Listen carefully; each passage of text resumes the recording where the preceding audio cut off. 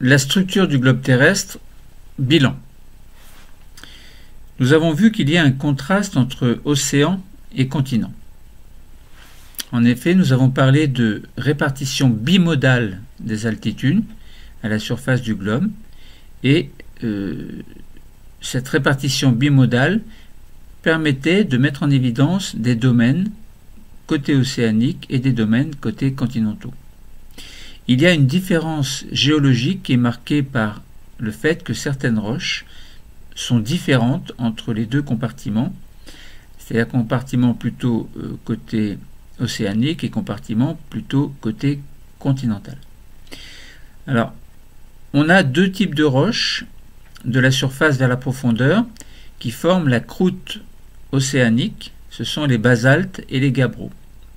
Alors c'est globalement la même composition chimique, mais la seule différence entre les deux, c'est la vitesse de refroidissement des matériaux qui montent tout doucement vers la surface. En effet, à partir d'un magma d'origine, ce magma va avoir tendance, suite à une décompression, à remonter vers la surface pour former donc des roches volcaniques que l'on appellera basaltes. Et puis, plus en profondeur, donc toujours lors de la remontée de ce magma, la cristallisation se fait de manière beaucoup plus poussée. On aura une structure à ce moment-là entièrement cristallisée, et là on parlera de gabbros. Et puis, pour les continents, on a plutôt une roche sur le socle continental, roche que l'on appelle le granit.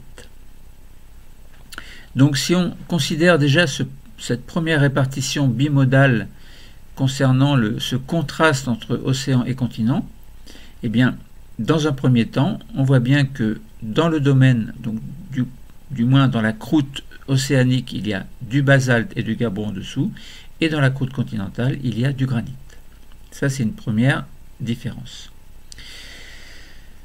Alors, si on regardait la structure du globe, point de vue des couches qui sont réparties de manière concentrique, et que la vitesse des ondes sismiques nous permet de déterminer, d'affiner au niveau de la structure et au niveau de la profondeur. Un séisme, nous savons bien que ça concerne des roches qui sont plus ou moins rigides et qui vont se rompre. Donc un séisme, c'est donc une rupture brutale de roches en profondeur sous l'action de forces, donc de contraintes qui vont s'exercer sur ces roches et qui à un moment donné vont se rompre, vont libérer cette énergie. Donc si on étudie les ondes sismiques, c'est-à-dire la propagation des ondes sismiques en profondeur, on s'aperçoit qu'il y a des discontinuités. Alors, il y a trois discontinuités majeures. Une discontinuité, en fait, c'est un endroit qui permet de séparer deux modèles de roches, par exemple, différents. C'est ce qui va se passer entre la croûte terrestre, donc qu'elle soit continentale ou océanique, et puis le manteau. Les croûtes, on a vu que c'était une certaine roche, donc certaines roches, basalte et gabbro ou granit, et le manteau, lui, il est constitué par une roche que l'on appelle la péridotite. La séparation entre la croûte et le manteau permet de mettre en évidence une zone que l'on appelle le moho. Alors, pourquoi est-ce qu'on appelle cette roche le moho? Enfin, pas cette roche, mais cette discontinuité majeure le moho. Simplement, c'est dû à un chercheur qui a mis en évidence cette partie de la structure terrestre. Alors, quand on passe de la croûte terrestre au niveau des ondes sismiques qui se propagent en profondeur au manteau, on passe de deux types de roches dont la densité est relativement faible par rapport à la péridotite qui aura une densité plus importante.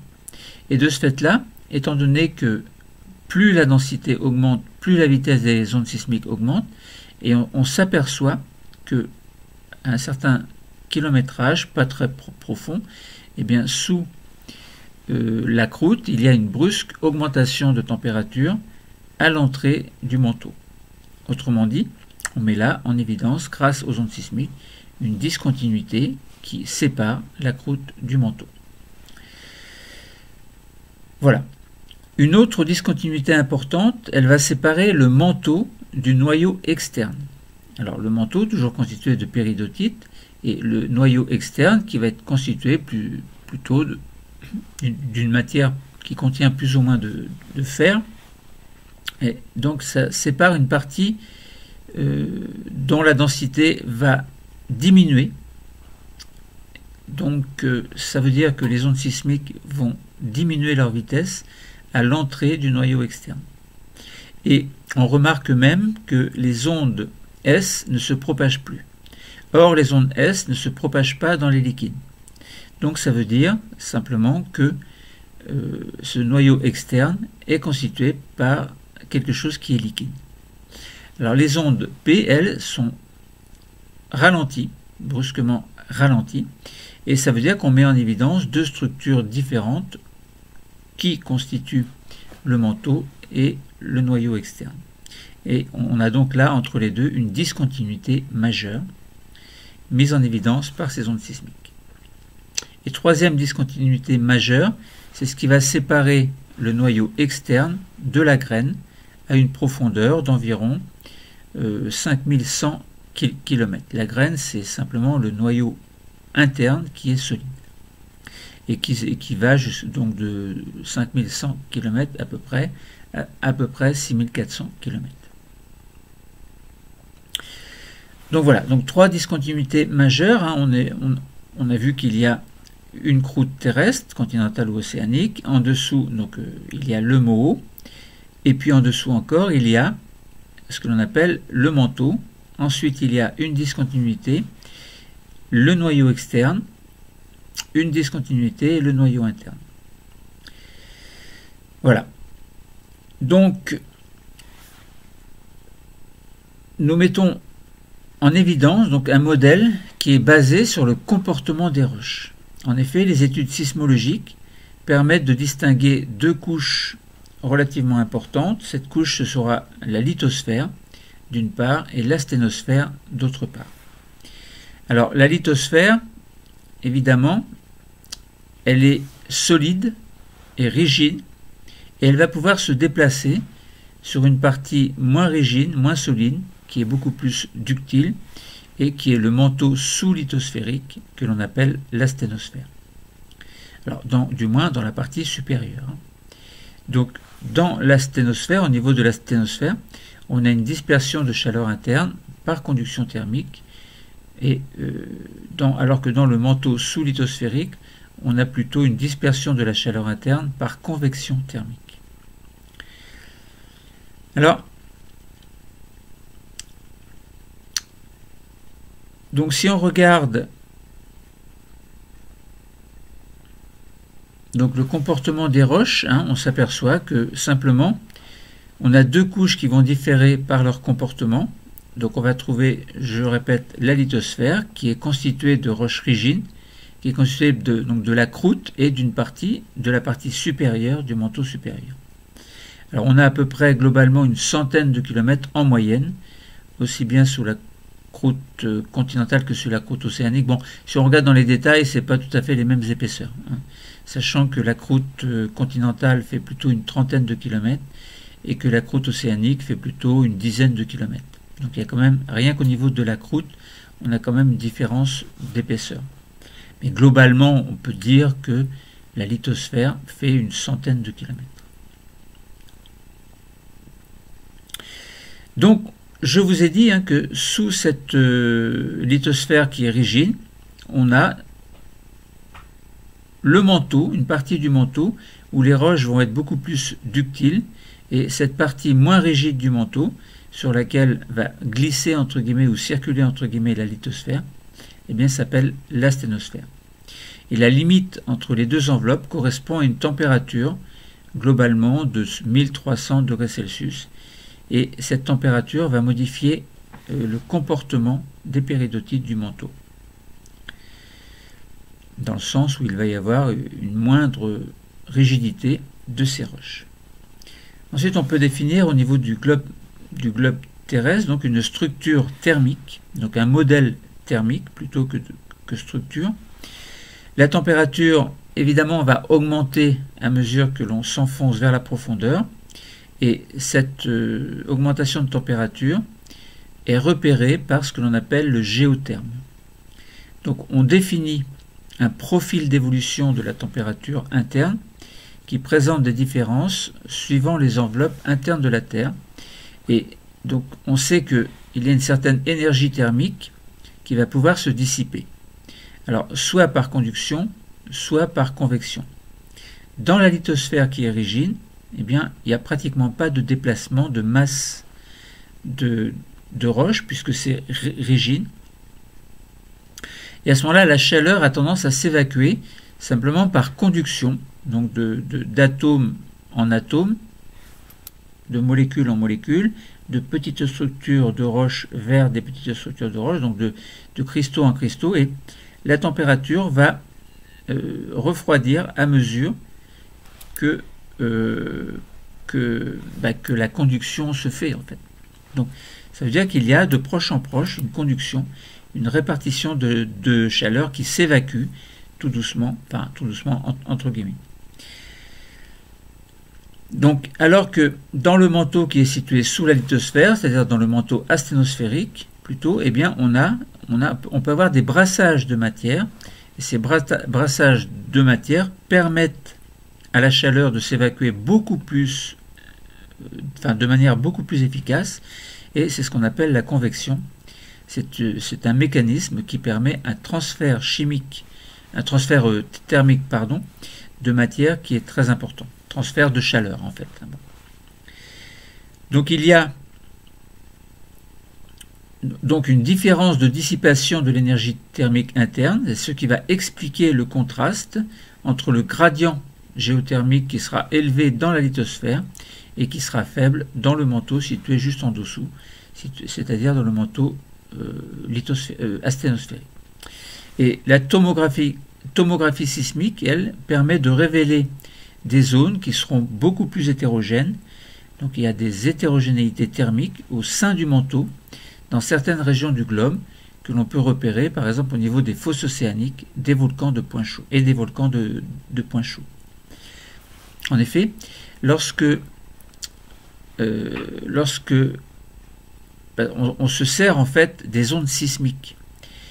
Lorsque la température augmente, c'est-à-dire lorsqu'on a plus de chaleur, eh bien les ondes sismiques ont tendance à diminuer leur vitesse.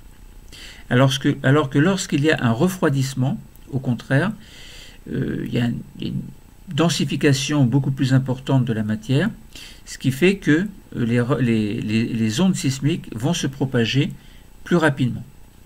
Et grâce à ce modèle de tomographie sismique, on met en évidence dans certaines zones des zones de net ralentissement des ondes sismiques, par exemple au niveau des points chauds, dont la source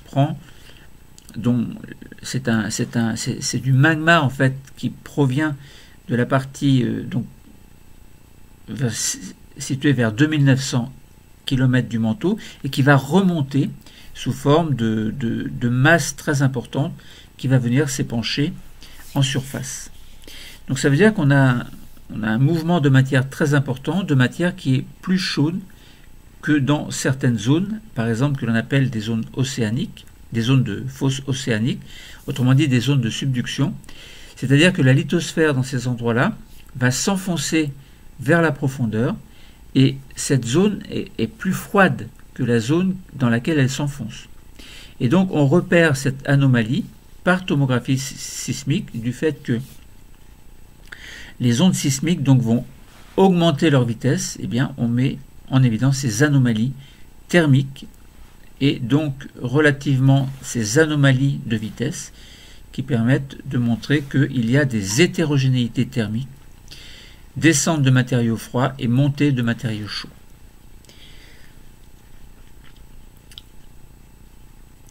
Alors, maintenant que nous avons expliqué globalement les choses, reprenons mais en détaillant un petit peu plus.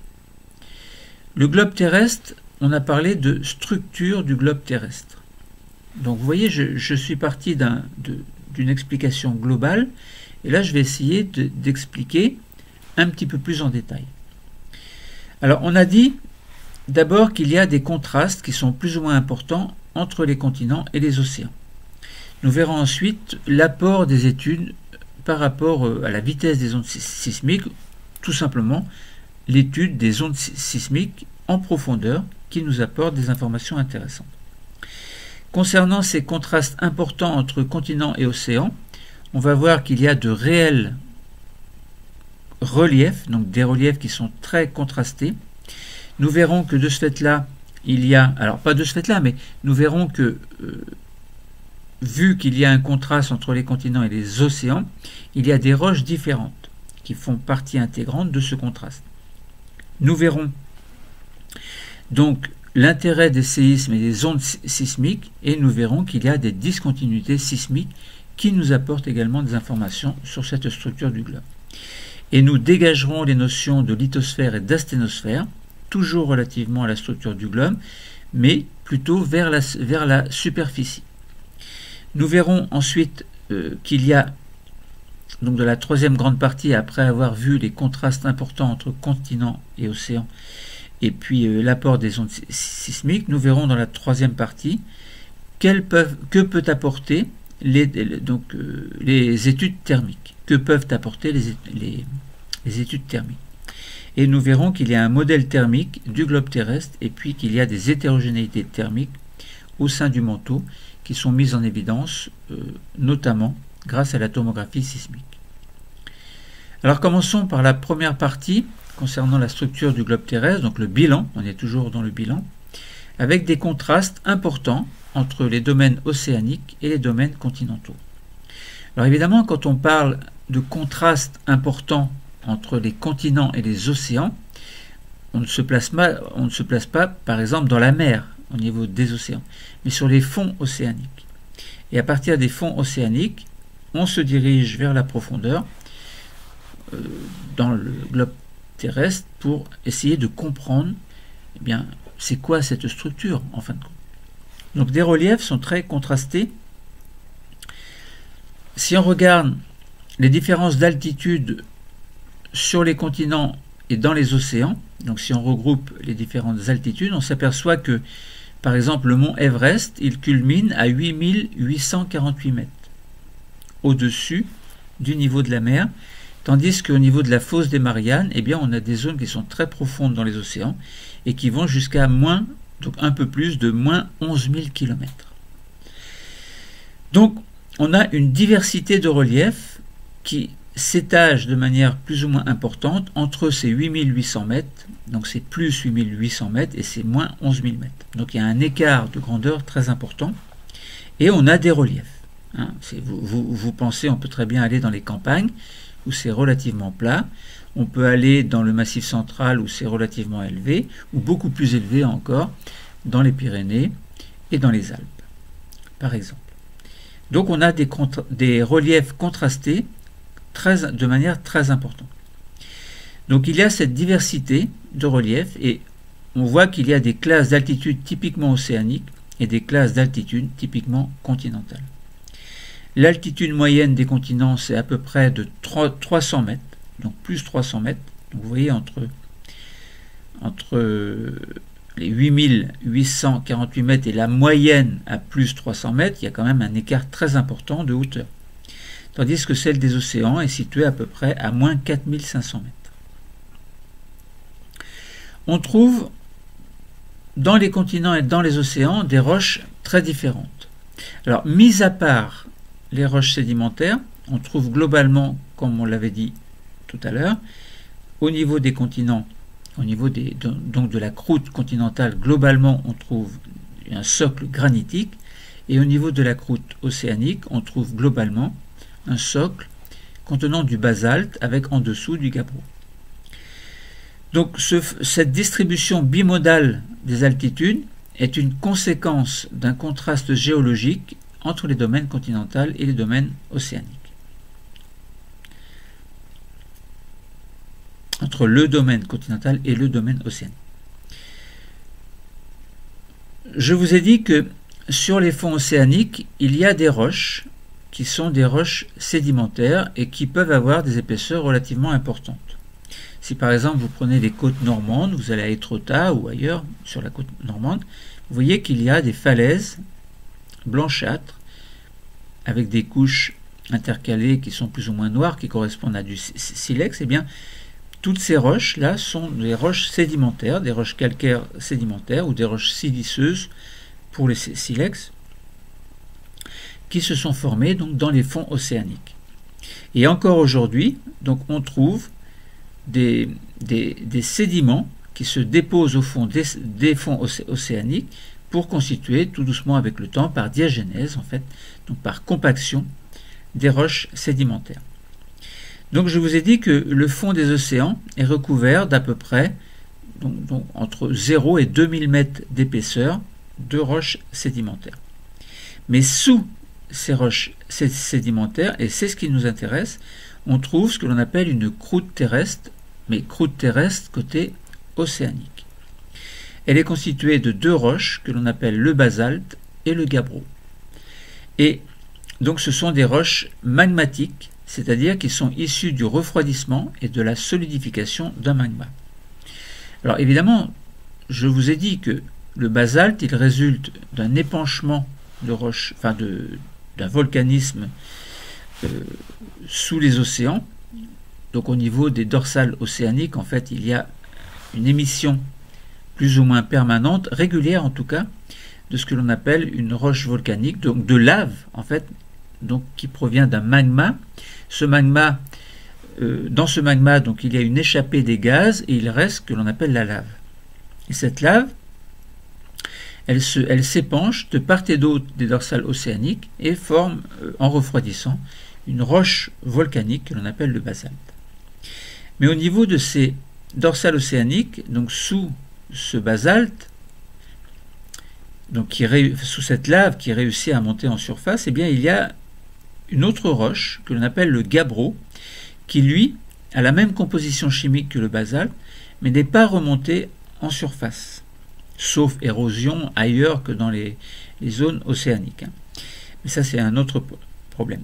Et cette roche qui a entièrement cristallisé, contrairement au basalte qui a refroidi brutalement, eh bien cette roche s'appelle le gabbro. Autrement dit, on a là deux roches magmatiques de même composition chimique, le basalte qui a refroidi de manière brusque plus ou moins en surface des fonds océaniques, et le gabbro qui a refroidi de manière beaucoup plus lente et qui s'est entièrement cristallisé sous, on va dire sous les basaltes, mais c'est pas vraiment ça, bon, mais globalement, pour simplifier, on peut le dire. Voilà, donc le basalte aura une structure, on le verra après, donc une structure donc microlithique, c'est-à-dire constituée par des petits microlithes qui sont des cristaux qui n'ont pas entièrement atteint leur maturité, et puis par ce que l'on appelle du verre volcanique, qui est une espèce de pâte qui n'a absolument pas cristallisé du tout. Alors que dans les gabbros, on retrouvera les mêmes minéraux, mais qui sont arrivés à leur terme, qui ont cristallisé entièrement. Et donc bien sûr dans les gabbros, la texture est granuleuse, ce n'est pas une texture microlithique. Un gabbro ne contient pas de microlithes. Et encore moins de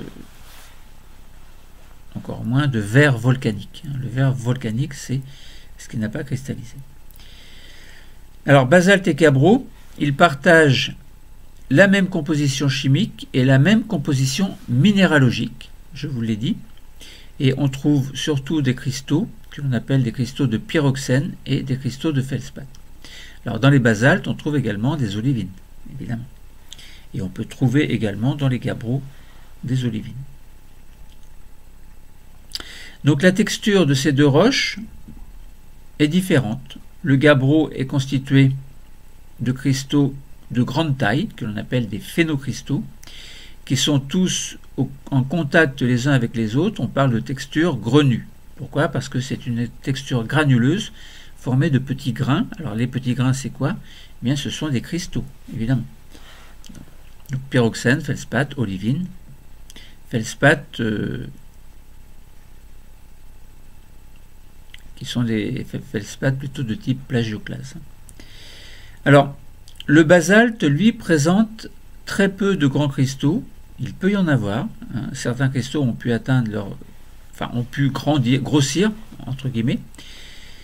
Mais globalement, il y a beaucoup plus de tout petits cristaux que l'on appelle des microlithes, qui sont dispersés dans une matière qui n'est pas cristallisée, qui est relativement amorphe.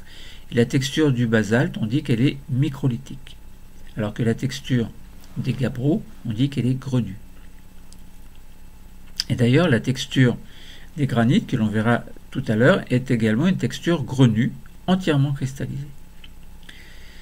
Donc on a à la surface des continents donc des roches qui sont d'une grande diversité. Alors on a vu qu'il y avait des roches sédimentaires, mais également des roches métamorphiques, mais des roches magmatiques, mais on a également des roches que l'on dit métamorphiques, qui résultent d'une transformation à l'état solide, pratiquement sans modification de température. Bon, il peut y avoir des exceptions évidemment, hein. Mais là je vous parle globalement. Donc ces roches métamorphiques sont des roches qui proviennent de roches déjà formées, mais qui subissent un tassement, une pression intense, et à ce moment-là, on a ce que l'on appelle les roches métamorphiques qui vont se former, qui résultent de transformation à l'état solide des autres roches, en fait. La croûte continentale, elle, est une croûte qui est constituée par du granit. Il n'y a absolument pas... Alors, quand je dis absolument pas, c'est un peu faux. Il peut y avoir du basalte, il peut y avoir du gabbro. Bon. Maintenant, le basalte, si par exemple vous prenez un volcan de type effusif qui se manifeste et qui s'épanche sur une croûte continentale, bien sûr que l'on aura du basalte. Mais ce n'est pas le socle de la croûte continentale. Le socle de la croûte continentale est fait globalement par du granit. Alors ce granit, ensuite, suite à des phénomènes d'érosion, peut très bien se retrouver en hauteur, enfin en surface. Alors le granit, il a une texture grenue, il est constitué de plusieurs minéraux. Donc on sait qu'il y a le quartz, des feldspaths, des micas. Et là, on peut très bien avoir des feldspaths plagioclases ou des feldspaths de type orthoclase. Alors, plagioclase plutôt blanc et orthoclase, ce serait plutôt rose. Il peut y avoir des micas également. Donc, sa composition chimique est différente de la composition chimique du basalte et du gabbro. Et cette roche granitique est plus riche en silice et en potassium. Donc, ce granit contient moins de fer, alors que les basaltes et les gabbros sont des minéraux qui sont relativement ferreux. Donc ce sont des ferro-magnésiens en fait. Donc la densité du granit est un peu plus faible que celle du gabbro et du basalte. On a à peu près 2,7 contre 3. Alors maintenant on a dit tout à l'heure que par rapport à la structure du globe terrestre, eh bien s'il n'y avait pas les ondes sismiques, on ne connaîtrait pas grand-chose. En effet, comment est-ce que l'on peut, à part les forages, mais qui ne dépasse pas une quinzaine de kilomètres, à peu près globalement, hein, comment est-ce que l'on pourrait connaître la structure interne du globe s'il n'y avait pas des outils qui permettent de nous apporter des renseignements? Eh bien, ces outils, ce sont des outils d'ordre sismologique, ce sont les séismes et les ondes sismiques surtout. Alors, on sait que les séismes, ce sont des ruptures brutales de roches à une certaine profondeur de la croûte continentale, par exemple, et en tout cas dans la lithosphère. On verra qu'il y a des cas exceptionnels qui peuvent aller au-delà, mais dans ces conditions, ça voudrait dire qu'il y a un mécanisme un peu particulier type subduction qui s'enfonce dans la sténosphère et cet enfoncement va induire une immense énergie interne due à des frottements qui seront énormes entre guillemets, avec brusque libération de cette énergie qui se met sous tension, avec formation de séismes qui peuvent être localisés dans la sténosphère, ce qui n'est pas normal puisque la sténosphère est plus ou moins fluide, enfin c'est pas fluide mais moins rigide en tout cas. Et ce comportement, ces séismes qui ont lieu apparemment dans la sténosphère, ont lieu en fin de compte dans la lithosphère qui s'enfonce. Bon. Donc ça c'est une parenthèse. Donc un séisme, on sait bien que il résulte d'une libération brutale d'énergie lorsqu'il y a une rupture de roches qui sont soumises à des contraintes très fortes. L'énergie libérée, elle l'est en fait au niveau du foyer, et à la verticale du foyer, on a ce que l'on appelle l'épicentre, qui est en surface, l'épicentre en surface. Alors, cette énergie qui est libérée au foyer du séisme se dissipe sous forme d'ondes sismiques. Et ce sont ces ondes sismiques qui vont nous apporter des informations sur la structure du globe terrestre. Donc ces ondes sont émises dans toutes les directions et on peut les enregistrer à une très très grande distance grâce à des sismographes sur lesquels il y a ce que l'on appellera donc des sismogrammes qui sont en quelque sorte des enregistrements correspondant à ces ondes sismiques. Donc on a deux types d'ondes. Bon, alors il y a plusieurs types d'ondes en fait. Il y a deux types d'ondes qui vont nous intéresser, ce sont les ondes P et les ondes S, sachant qu'il y a des ondes de surface également. Mais concernant la nature, enfin la structure du globe en profondeur, ce sont surtout les ondes P et les ondes S qui nous intéressent. Alors les ondes P sont les ondes premières, ce sont les ondes qui se propagent le plus rapidement, donc plus rapidement en tout cas que les ondes S. Elles se propagent à travers les solides et à travers les fluides, et les ondes S, qui sont les ondes secondes, se propagent dans les milieux solides, mais ne se propagent pas par contre dans les milieux liquides. Et on a également ce que l'on appelle des ondes de surface qui ne se propagent qui se propagent uniquement dans les couches superficielles du globe. Ce sont les ondes les moins rapides, mais elles sont responsables, elles, de dégâts plus ou moins importants selon l'intensité du séisme, ou selon la magnitude du séisme, selon comment on raisonne. Alors, grâce à ces ondes sismiques, donc grâce à la vitesse de ces ondes sismiques qui va être variable en profondeur, eh bien, on va mettre en évidence ce que l'on appelle des discontinuités sismiques. Une onde peut atteindre une zone que l'on appelle une discontinuité. Une discontinuité représente une limite entre des milieux qui vont avoir des propriétés physico-chimiques différentes. Alors certaines ondes vont être en partie réfléchies et d'autres ondes vont être en partie réfractées. Alors, il y aura au cours de la réfraction, donc lorsqu'il y aura notamment un changement de milieu, eh bien l'onde va modifier sa trajectoire et sa vitesse va pouvoir être modifiée également. Donc ces ondes peuvent être en partie réfléchies également, en plus d'être réfractées, elles peuvent être réfléchies également. Donc obéir de ce fait-là à des lois bien précises. Et donc lorsqu'une onde est réfléchie, elle peut être renvoyée dans le même milieu par la surface de discontinuité. L'étude de la propagation des ondes PS à l'intérieur du globe permet de mettre en évidence plusieurs de ces discontinuités majeures et vont apporter des informations sur la structure du globe terrestre. On a tout d'abord entre la croûte et le manteau une discontinuité que l'on appelle le moho, qui va séparer la croûte justement du manteau. Alors,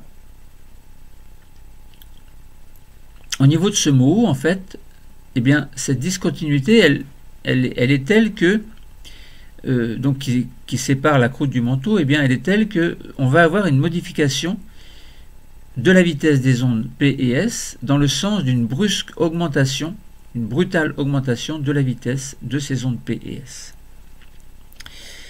Alors, le manteau, il est constitué d'une roche de densité plus forte que la densité de la croûte, puisque la densité c'est à peu près 3,3, alors qu'on a vu tout à l'heure que la densité du gabbro et du basalte est à peu près du granit, donc c'est à peu près 2,7 à 3, et là on a une roche de densité à peu près 3,3, alors du moins au niveau de pas très loin de la discontinuité en tout cas. Et cette roche, eh bien, s'appelle la péridotite. Et la profondeur du moho, c'est-à-dire l'épaisseur de la croûte, enfin, ce que je veux dire, c'est que la profondeur du moho, donc l'épaisseur de la croûte, est très variable. Ça veut dire que si on mesure sur une trentaine de kilomètres la présence du moho, on sera sûrement en présence de la croûte continentale. Alors si on voit que le Moho est à une dizaine de kilomètres, on sera plutôt à une séparation entre la croûte océanique et le manteau. Alors, pour chaque séisme, donc, il y a des zones qui sont plus ou moins larges. Pour chaque séisme, donc, il existe une large zone du globe où les stations d'enregistrement ne reçoivent aucune onde sismique. Alors, c'est bizarre. Donc, aucune onde directe en tout cas. Donc, c'est quoi cette zone? Eh bien, c'est une zone d'ombre qui s'étend pour les ondes P entre 11 500 et 14 500 km à partir du foyer sismique, ce qui révèle l'existence d'une discontinuité de Gutenberg qui est située à 2900 km de profondeur. Et cette discontinuité de Gutenberg, elle sépare le manteau d'un milieu plus dense que l'on appelle le noyau, et les ondes P s'y propagent plus rapidement, et qui est constitué de fer. Donc c'est un petit peu bizarre. Cette zone d'ombre est bizarre, mais ça met en évidence justement cette discontinuité de Gutenberg. Les ondes S se comportent comme les ondes P jusqu'à une distance à peu près de 11 500 km. Elles se propagent donc dans tout le manteau, et ce qui permet de comprendre que ce manteau est partout à l'état solide, puisqu'on a dit que les ondes S ne se propagent pas dans les milieux liquides. Mais ces ondes S ne réapparaissent pas au-delà de 14 500 km. Donc ça veut dire quoi? Eh bien ça veut dire que le noyau, du moins dans sa partie externe, il est à l'état liquide. Voilà, ce noyau externe est à l'état liquide.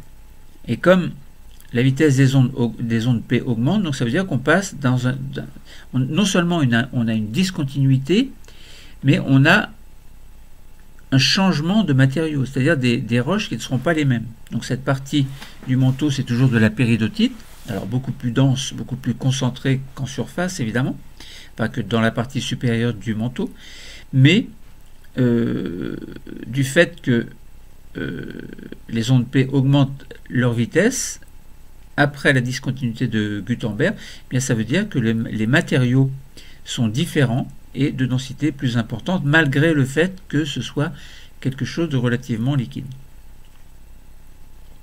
Ensuite, on a ce que l'on appelle la discontinuité de Lehmann, qui est située à 5150 km de profondeur. Et cette discontinuité, elle sépare le noyau externe qui est liquide du noyau interne, que l'on appelle la graine, et qui est solide. Donc on a bien un modèle concentrique de la structure interne du globe terrestre qui est basé grâce à l'étude de ces ondes sismologiques qui va constituer ce que l'on appelle le modèle PREM, Preliminary Reference Earth Model. Donc voilà, donc à partir de l'épicentre, on a bien, à partir d'un épicentre, c'est-à-dire à la verticale d'un foyer sismique, on a une zone que l'on appelle épicentre en surface, donc on a bien différentes zones, différentes couches concentriques qui sont mises en évidence par la répartition, enfin par la propagation plutôt des ondes sismiques, et on voit bien qu'on a bien un modèle concentrique constitué par une croûte océanique ou continentale, un manteau, un noyau externe liquide et une graine ou noyau interne solide, avec la discontinuité du Moho qui est situé à peu près à une trentaine de kilomètres sous les continents et à une dizaine de kilomètres sous les océans. On a une discontinuité de Lehmann qui est située, alors de Gutenberg, donc qui est située à 5100 km, qui sépare le manteau du noyau externe, et la discontinuité de Lehmann qui est située à 5100 km à peu près, et qui sépare le noyau externe liquide du noyau interne solide. Alors, si on se situe maintenant un petit peu plus en surface, c'est-à-dire on se situe au niveau de la croûte et de la partie supérieure du manteau supérieur. on va réussir à dégager des notions que l'on appelle lithosphère et asténosphère, dont nous avons parlé, mais là on détaille un petit peu plus. Si on regarde ce qui se passe au niveau des séismes, pas très loin des zones océaniques, on voit qu'il y a une certaine répartition un peu bizarre, un peu étrange, particulière en tout cas, des foyers sismiques, le long d'un plan qui va passer par ce que l'on appelle la fosse océanique et qui va descendre pratiquement obliquement jusqu'à une profondeur de plusieurs centaines de kilomètres. Alors on peut descendre jusqu'à 600, 700 kilomètres à peu près. Et pourquoi pas plus, pourquoi pas moins. Donc cette répartition des séismes, eh bien, elle est due à un enfoncement progressif des fonds océaniques qui est constitué de roches rigides, puisque là on est dans la lithosphère rigide. Ah oui, alors évidemment, il faut qu'on définisse la lithosphère, on l'a déjà fait, mais bon. Donc constitué de roches rigides dans des roches qui sont beaucoup plus ductiles et qui ont un comportement beaucoup plus souple. Donc ceci révèle en fait l'épaisseur de la couche de roches rigides sous les océans qui est au moins de 100 km à peu près. Et cette couche rigide, évidemment, on l'appellera la lithosphère océanique. Et si on regarde également la vitesse des ondes sismiques en fonction de la profondeur, eh bien on voit qu'il y a sous les continents comme sous les océans une nette diminution de vitesse pour des profondeurs qui sont supérieures à 100 km et sur une épaisseur qui fait environ 200 km. C'est ce que l'on appelle la Low Velocity Zone ou LVZ, qui est une zone de moindre vitesse, de faible vitesse on va dire, des ondes sismiques. Donc on appelle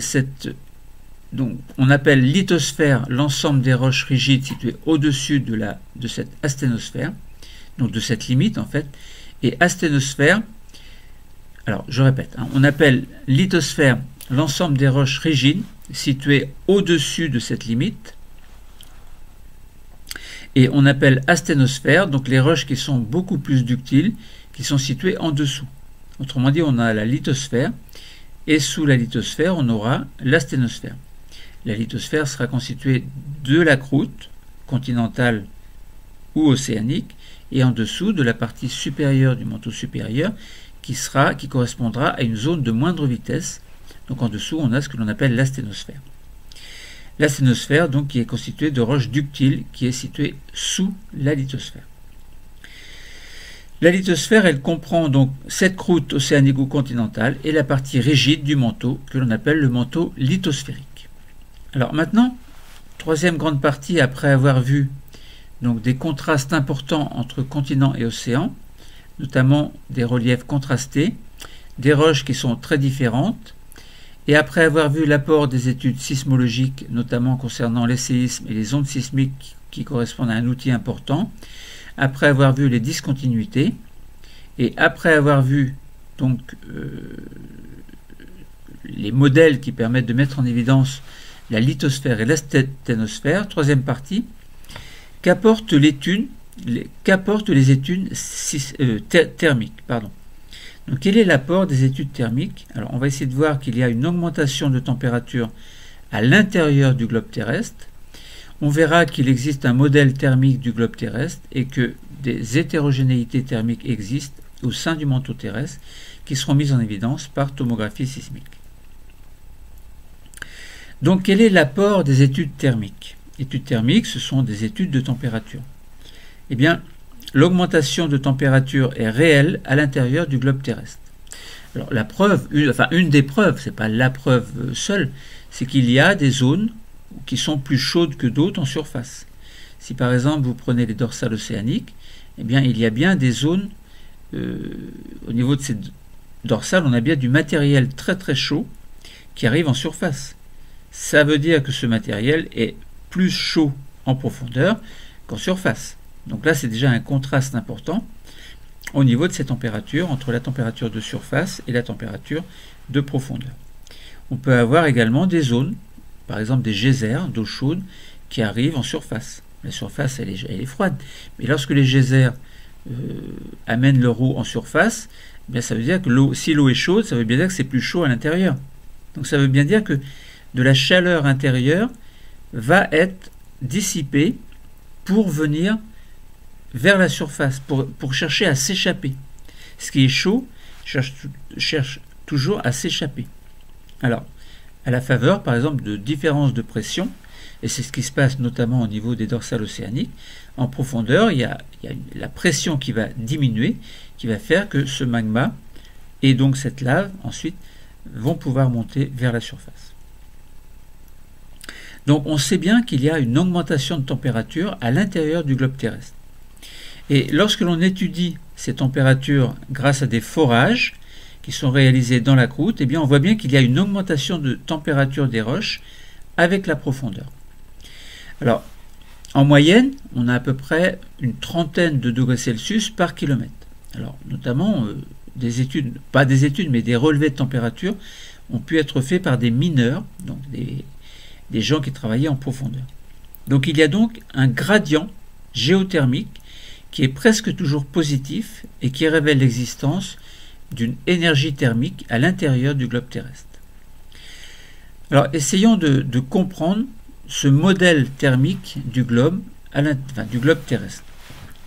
Il existe ce que l'on appelle le géotherme terrestre, donc, qui est une courbe qui va décrire des variations de température en fonction de la profondeur au sein même du globe terrestre. Et on voit que ce géotherme montre des variations importantes du gradient géothermique suivant les couches traversées. Donc tout à l'heure on a dit on a la croûte continentale ou océanique, donc on a certaines roches dans cette croûte, on a le moho, on a le manteau, une discontinuité qui sépare le manteau du noyau externe et une autre discontinuité qui sépare le noyau externe du noyau interne.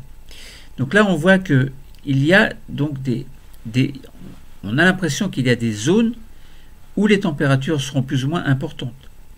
Si par exemple on se situe dans la lithosphère, on sait bien que les températures vont diminuer un petit peu dans la sténosphère. Donc ça veut dire qu'on a, dans ce modèle thermique correspondant à ce géotherme, on voit bien qu'on peut avoir des variations très importantes de ce gradient géothermique suivant les couches qui vont être traversées. Et cela s'explique par l'existence de deux modes de transfert d'énergie thermique que l'on appellera la conduction thermique et la convection thermique. Donc deux modes de transfert d'énergie thermique qui ont des efficacités bien différentes. En effet, on verra que la conduction thermique est beaucoup moins efficace que la convection. Pourquoi? Parce que la conduction va se faire d'atome à atome, de cristaux en cristaux, alors que la convection va se faire en brassant du matériel à l'état global, en fait. Donc des gros morceaux, des grosses poches, par exemple, de magma qui vont pouvoir se déplacer, etc. On va pouvoir avoir des cellules de convection également qui vont faire que des matériaux, donc de grosses masses, vont subir un cycle au cours de ces modèles de convection. Enfin, lors de l'étude de ces modèles de convection, on verra que l'efficacité de la conduction thermique est beaucoup plus, de la dissipation de l'énergie est beaucoup plus importante. Donc dans la lithosphère rigide, on a une énergie thermique qui ne peut s'évacuer des zones les plus chaudes vers les zones les plus froides que par conduction thermique. On n'a pas de convection dans ce qui est rigide. Donc ça veut dire que de proche en proche, il n'y a pas de déplacement de matière. Eh bien, ce mode de transfert de l'énergie thermique est peu efficace. En effet, le gradient géothermique est fort entre la surface et la base de la lithosphère. Alors, donc, on peut mettre en évidence le fait que cette chaleur se déplace et non le froid qui se déplace. Lorsque vous ouvrez par exemple votre frigo, la porte du frigo, vous avez une sensation de froid. Pourquoi? Alors c'est pas le froid qui se précipite sur vous, mais c'est votre chaleur qui rentre ou qui a tendance à rentrer dans le frigo. Donc ça veut dire que votre chaleur va augmenter la température interne du frigo. Et de ce fait-là, vous ressentez une sensation de froid. Mais c'est bien la chaleur qui se déplace du chaud vers le froid. Donc du plus chaud vers le froid. Et lorsque la température du manteau dépasse 1300 degrés, eh bien, c'est-à-dire en moyenne à 100 km de profondeur, eh bien, la rigidité des péridotites du manteau va diminuer fortement. Et c'est là c'est à cet endroit que l'on va rentrer dans une zone de moindre rigidité. Donc la rigidité des péridotites du manteau va diminuer fortement et ces péridotites vont devenir beaucoup plus malléables, beaucoup plus ductiles. Donc cette température qui diminue est à l'origine du contraste entre la lithosphère et la sténosphère. Sous la lithosphère, on a un gradient géothermique nettement plus faible qui s'explique par un transfert d'énergie thermique beaucoup plus efficace par convection thermique. Donc ça veut dire que soumises à une forte augmentation de température, eh bien ces roches vont devenir moins denses et vont avoir tendance alors à remonter. Lorsque la chaleur augmente, la densité diminue, et comme la densité diminue, eh bien les matériaux ont tendance à remonter. Mais lorsqu'ils remontent, ils arrivent vers des zones plus froides, donc ces matériaux ont tendance à refroidir. Par conséquent, la densité a tendance à augmenter. Et donc, puisque la densité augmente, eh bien ces matériaux ont tendance à redescendre. Eh bien, on voit là qu'entre la montée de matériaux chauds et moins denses et la descente des matériaux froids et denses, crée ce que l'on appelle une cellule de convection. Bon, et c'est un mécanisme de transfert d'énergie qui est beaucoup plus efficace que la simple conduction thermique. Alors, la tomographie sismique permet, elle, si on essaie de voir en quoi il y a des hétérogénéités thermiques au sein du manteau terrestre mises en évidence, eh bien, c'est simplement du fait que la tomographie sismique est basée sur des propriétés non seulement de la matière, mais aussi des ondes qui se déplacent dans une matière plus ou moins chaude, plus ou moins froide. En effet, si par exemple une température diminue, ça veut dire que la densité de la roche va diminuer. Or, on a dit que les ondes sismiques augmentent leur vitesse lorsque la densité augmente, mais diminuent leur vitesse lorsque la densité diminue. Eh bien, lorsque la température augmente, la densité des ondes diminue, la densité des matériaux diminue, et donc la vitesse des ondes diminue. Et inversement, lorsque la température refroidit, la densité augmente, et de ce fait-là, la vitesse des ondes sismiques va augmenter dans ces matériaux qui ont refroidi. Eh bien, la tomographie sismique est simplement basée sur cette remarque-là.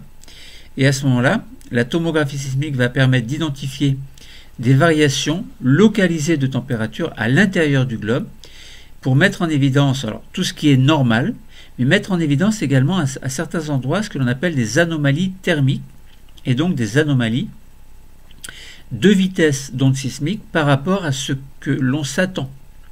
C'est simplement une prévision qui nous permet de dire ici, par exemple, à tel ou tel endroit de la surface, je mets un sismomètre et je m'attends à ce que les ondes sismiques qui vont arriver arrivent à telle heure ou arrivent en retard.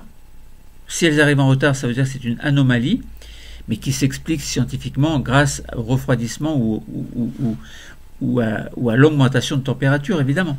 Et donc on peut avoir des anomalies de vitesse qui arrivent trop vite ou qui arrivent pas assez vite par rapport à la norme que l'on s'est fixée au départ. Et à ce moment-là, on déduirait que si les ondes arrivent plus vite que ce que l'on pense, plus tôt que ce que l'on pense, c'est qu'elles ont traversé des matériaux plus froids. Et si les ondes arrivent avec un petit peu de retard par rapport à ce que l'on s'attend, eh bien ça voudrait dire que les ondes ont traversé des zones moins chaudes, donc qui ont refroidi du fait de la densité, les ondes arrivent moins vite. Donc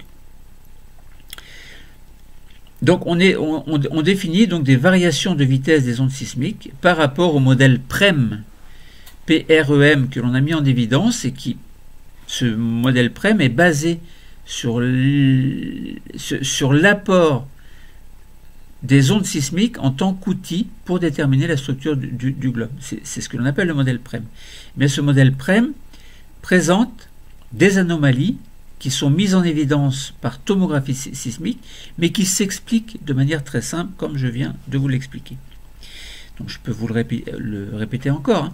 En traversant les zones froides plus rigides, les ondes sismiques sont accélérées, alors qu'au niveau des zones plus chaudes, moins rigides, les ondes sont ralenties. Hein, c'est comme je vous ai dit tout à l'heure. Alors, on peut avoir des anomalies d'arrivée d'ondes plus rapides par rapport à ce que l'on s'attend dans des zones que l'on appelle des zones de subduction. On a une anomalie thermique négative correspondant à l'enfoncement de la lithosphère plus froide dans la sténosphère. Donc anomalie thermique négative, ça veut dire que les matériaux sont plus froids que ce dont on s'attend. Plus froid, donc densité augmente, donc vitesse des ondes augmente. Anomalie positive par rapport à la vitesse des ondes sismiques. Alors que donc, dans les zones de subduction, on a bien une anomalie thermique négative correspondant à l'enfoncement de la lithosphère qui est plus froide dans la sténosphère. C'est pour ça qu'on explique la présence de séismes à des profondeurs qui peuvent être par exemple de 700 km, admettons. Alors que la sténosphère, alors que l'on est dans la sténosphère, on n'est plus dans la lithosphère. Mais il y a une arrivée dans ces ondes, dans ces zones de la lithosphère. Et donc de la matière rigide. Et donc l'anomalie de vitesse des ondes est positive, alors que l'anomalie de la température est négative. Par contre, on a au niveau de zones volcaniques que l'on appelle des zones de points chauds, on peut déceler des anomalies thermiques positives, ça veut dire qu'il fait plus chaud que ce que l'on s'attend, que ce dont on s'attend. Et donc à l'intérieur du manteau, il s'agit d'un panache de matériaux chauds qui proviennent du manteau profond et qui vont remonter localement par convection thermique. Et là, si on place dans la zone d'éruption ou dans la zone de montée entre le manteau profond et la surface, eh bien on a bien, si on place des sismomètres, on a bien un retard d'arrivée des ondes sismiques. Donc on a bien une anomalie négative par rapport à la vitesse de l'onde, mais on a bien une anomalie positive par rapport à la chaleur excessive due à cette remontée de matériaux magmatiques qui provient de la base du manteau. Donc voilà, au niveau de la structure du globe terrestre, je pense qu'on a bien fait le tour. On est parti d'une généralité pour expliquer de plus en plus, reprendre les explications de manière, alors pas vraiment exhaustive, mais reprendre de manière à ce que vous, au niveau premier S, vous compreniez du mieux que vous pouvez. Donc structure du globe terrestre en profondeur. Si on fait le bilan, on a vu qu'il y a des contrastes très importants entre les continents et les océans. Ces contrastes sont mis en évidence par des reliefs qui sont plus ou moins accentués. On a vu également qu'il y a des contrastes océan-continent du point de vue des roches, où on a des roches qui sont différentes au niveau du socle granitique continental et au niveau du socle plutôt océanique, donc plutôt basalte et gabbro.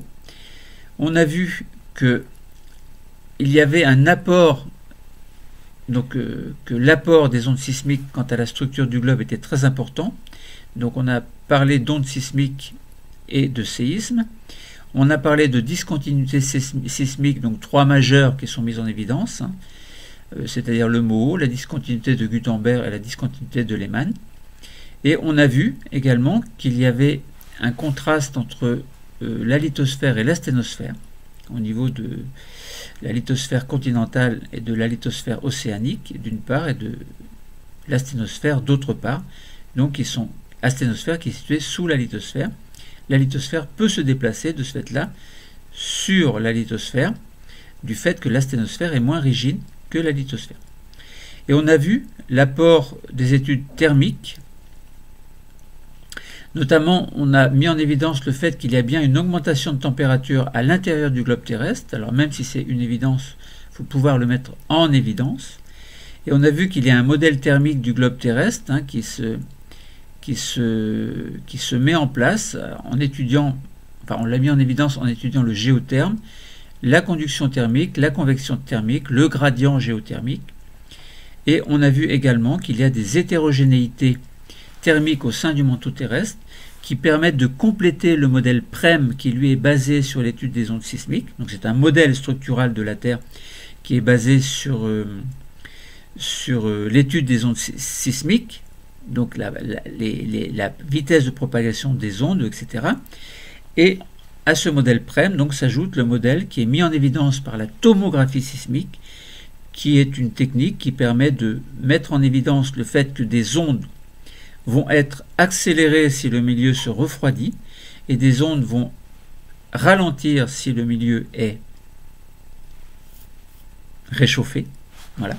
Et donc on aurait des anomalies de vitesse négatives ou positives et des anomalies thermiques négatives ou positives. Alors si la température augmente, on a une anomalie positive de température, mais comme la vitesse diminue à ce moment-là, des ondes sismiques, on aura bien une anomalie négative de la vitesse des ondes sismiques. Et vice-versa. Si on a un refroidissement, on a donc une anomalie positive, négative, due au refroidissement, et donc une anomalie positive correspondant à une vitesse positive, qui est accentuée, augmentée au niveau des ondes sismiques. Et donc on étudie tout ça au niveau des sismomètres, sismographes, en fait, sismogrammes qui sont mis en évidence et qui sont placés à différents endroits de la Terre. Bon voilà, structure du globe terrestre. Le bilan, c'est terminé. Le cours est terminé. Merci. Ah, je me force à sourire là. À bientôt. Pour un autre cours, évidemment. Bon, donc c'est terminé.